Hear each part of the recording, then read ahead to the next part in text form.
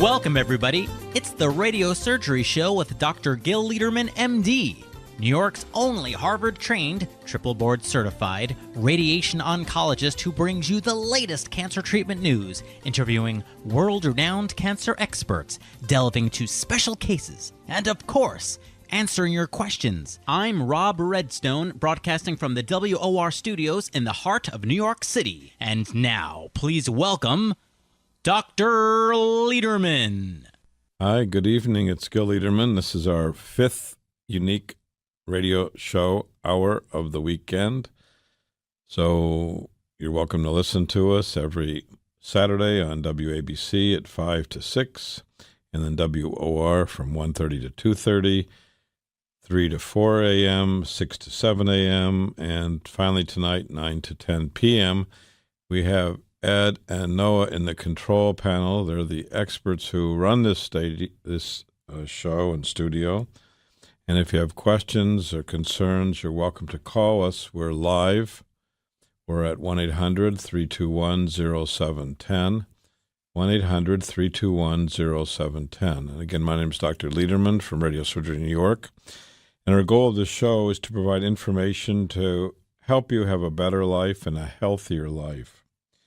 I wanted to start out with a news article that was in the press that looked at this chemical resveratrol, which is in red wine and dark chocolate, and we've all kind of come to believe that a little red wine is going to help us. Well, actually, there's a study, believe it or not, that looks at the so-called or the possible benefits of resveratrol. And there was an article by Melissa Healy in the science section of the New York Times, and she quoted this study from JAMA, which is the Journal of the American Medical Association, so it's a very prestigious journal. She starts out saying, so you've been feeling virtuous, drinking red wine, nibbling on dark chocolate, and popping grapes, thinking you're reaping life-extending, disease-fighting, health-promoting benefits of resveratrol. She says you'll need to think again, as a new study suggests that high levels of resveratrol consumed as part of a regular diet are not linked to lower levels of cancer, cardiovascular disease, or inflammation, and they do not appear to prolong life. So I know this might upset a lot of you, but let's look at the facts, and that's what we're here for, the facts. And if you have other facts, not opinions, but facts, please show them to me, because we deal with facts. So the latest research looked on this chemical, and it was conducted on the senior population of two villages in Chantilly region of Italy. Well, Chantilly region of Italy, you can imagine there's lots of red wine drinkers. There were 783 men and women aged 65 and older, whose health and resveratrol intake was tracked between 1998 and 2009, so 11 years, and it was published Monday in JAMA, Internal Medicine. Fewer than 1% of the study population took vitamins, minerals, or herbs, so it didn't interfere with the study. And as might be expected, in Chantilly area of Italy, wine drinking areas, red wine was a regular feature in most people's daily diets. So in the 783 men and women, over a third of the people died during the 9 years. 27 of those were healthy, and they developed cardiovascular disease, and 4.6 developed cancer. But, here's the big but, and I quote her study, her report, but whether a study participant consumed high levels of resveratrol or none at all, the study revealed no differences in the rate of cancer, cardiovascular disease, death, or inflammation. So, wow, if you like red wine, I guess you're going to keep on drinking red wine, but it may not be buying you the health benefits that you think. And Dr. Sinclair from Harvard said that the Chantilly study certainly casts doubt on a central tenet of the French paradox. That is, that resveratrol and red wine consumed by French has kept cardiovascular disease low in a country where saturated fat is plentiful.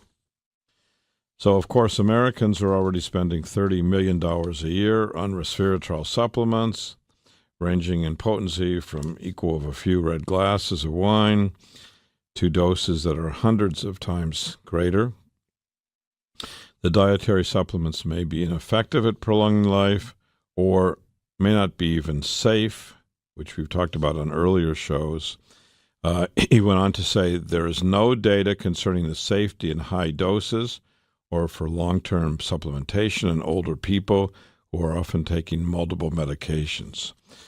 So it's new news, it's headline news, and why do we talk about it? Because it may help you live.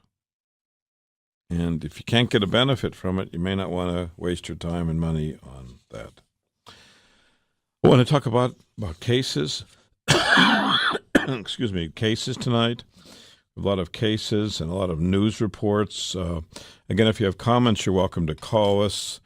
As I said, Noah and Ed are in the control booth at WOR. My name is Dr. Liederman from Radio Surgery New York. We're a private cancer treatment center, which means you're our boss, not the drug companies, not the surgeons, not the others. And we're there for you, which we'll talk about in a few minutes. I want to talk about a man who came in, a 59-year-old man who came in with flank pain. And, a lot of patients come and they have diagnoses that are unproven. They had flank pain and they come in and they said, I had sciatica, or I had kidney stone, or I had this, or I have that. But the one thing that's missing is proof. And this man came in on the 28th, so just a few days ago. His doctor worked him up. He had flank pain. He was suspicious. He also lost weight. He lost 20 pounds. And he had a CAT scan of the abdomen and pelvis, and the CAT scan showed a large mass in the kidney that was consistent with a kidney cancer. Now, the usual treatment is removing the kidney or part of the kidney. The patient usually goes to the urologist, and parts of the kidney are removed, or in fact, even all of the kidney removed. Well, this man heard about our work, and he heard that there are options, choices. And he came, and we reviewed all the data, and he had a workup showing the cancer had not traveled. So, in fact, yes, he's a candidate for non-invasive treatment called radiosurgery. It's a technology that we brought to this country many years ago. We've treated now about 20,000 patients. Radiosurgery, it's a misnomer. I know we have a friend of a patient from New Jersey, Gail, who says don't use that word. Say radio zapping or radio beaming. But that's the word, and the idea was that the radiation beam was going to substitute for surgery, going to hit the cancer and try to make the cancer go away or go in remission. And in fact, it usually works 90% of the time for kidney cancer and other cancers, lung cancer and pancreas cancer and others. We can stop the cancer where we hit it, usually for the rest of the life of the patient. So we saw this man. He was on narcotics for pain. The pain was so severe. He has a big mass in the kidney. We explained to him the situation, that there's a good chance that we can put him in remission non-invasively, and he can save the rest of his kidney.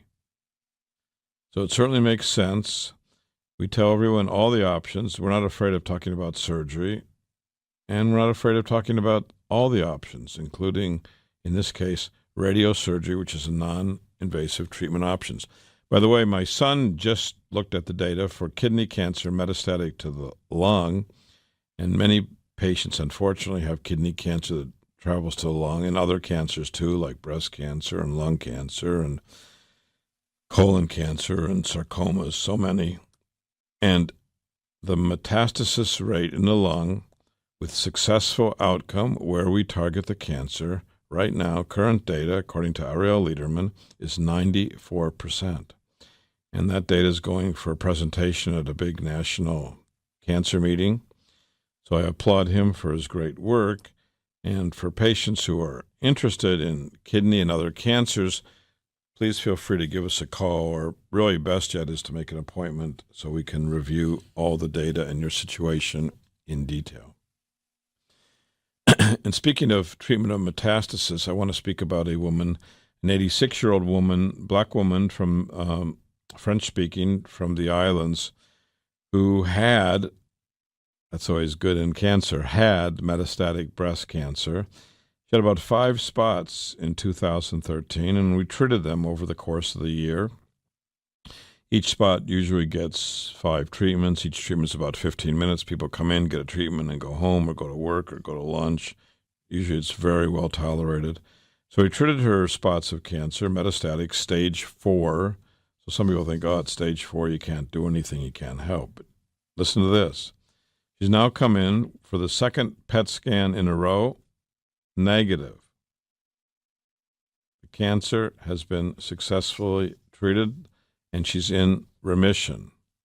So there's a woman, 86, metastatic breast cancer, multiple spots, treated with radiosurgery, in remission. Not only now, but she's been in remission since last year. So she'll be back usually every 3-4 months. We get a repeat scan. She's on no treatment, no chemo, no surgery. We used focused beam radiation last year, and she's in complete remission. So congratulations to her, and especially to her sons. Her sons are physicians, and no one ever told them about radiosurgery. They were a little upset. They had to find out for themselves as physicians about radiosurgery for their mother with stage 4 breast cancer, now in remission. We're going to hear a word for some new voices talking about radiosurgery, and then we'll be back to take your questions.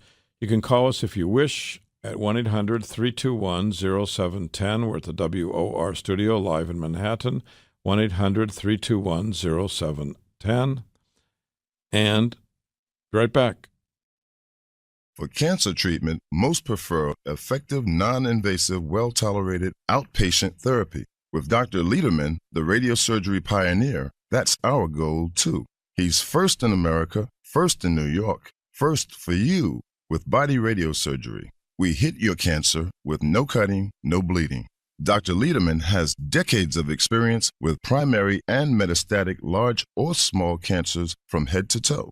Cancer treatment with possibly a second chance for you, even if chemo, radiation, or surgery didn't work or isn't tolerated. Our goals are best results and quality of life. Meet Dr. Lederman to hit the cancer. For a free booklet DVD, call 212 Choices, 212 Choices for a fresh second opinion. Most insurances, Medicare, Medicaid, accepted. Not only super convenient, super. Broadway and 38th in Manhattan. To hit your cancer, see Dr. Lederman, 212 Choices. With Dr. Lederman, the best prostate cancer treatment is custom tailored for you. Each man with prostate cancer is unique and seeks the best results based upon PSA, Gleason score, and stage. That's why Dr. Lederman's custom tailored prostate cancer treatment is most logical. Not every man should get the same treatment. Dr. Lederman's custom prostate cancer treatment is all outpatient.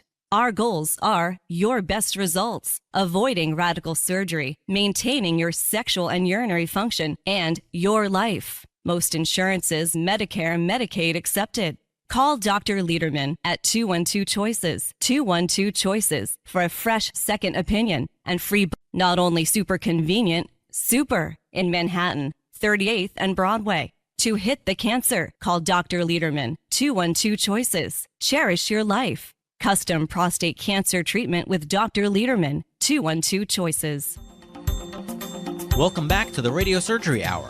This is Rob Redstone here with Dr. Gil Lederman at the WOR studios in the heart of New York City. We're just a few steps from the Radio Surgery New York Cancer Treatment Center on Broadway and 38th Street. Dr. Lederman, the leading cancer expert, treats prostate cancer non-invasively. He was the first in New York with fractionated brain radiosurgery, and he's the first in America and in the Western Hemisphere with body radiosurgery. You can also call Dr. Lederman at 212 Choices for a free informative booklet and DVD. Hey, Dr. Lederman, we're back. Hi, we're back. I want to talk about a woman, 59 years old, black woman with diabetes.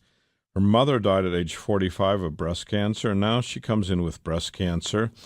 She had a needle biopsy, and then she had a lumpectomy, which means the lump of cancer was removed, along with a lymph node. The lymph node was negative.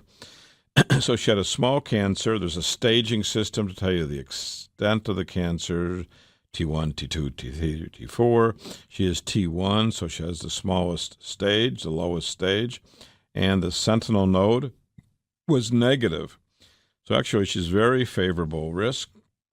She was seen by a chemo doctor who recommended extensive chemo and then the radiation and came to us for a second opinion.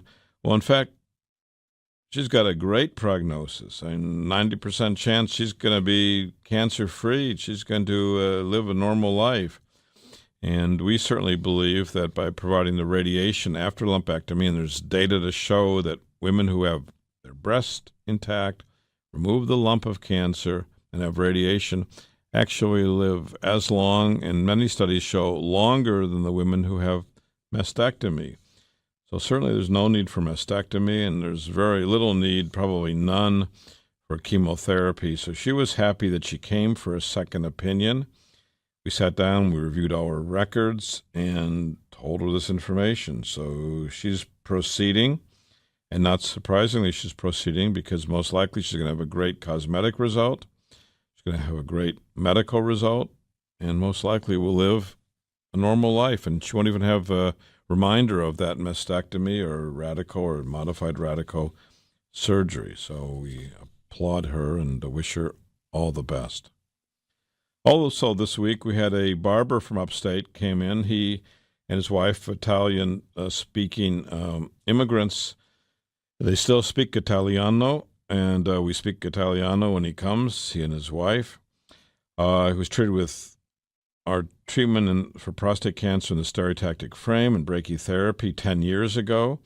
His PSA is in complete remission now, more than a decade. His PSA is 0.04, so it's negligible. He's fully intact. His urine is intact. He's sexually active, and I was always impressed that he maintains a regular sexual activity with his wife of 45 years.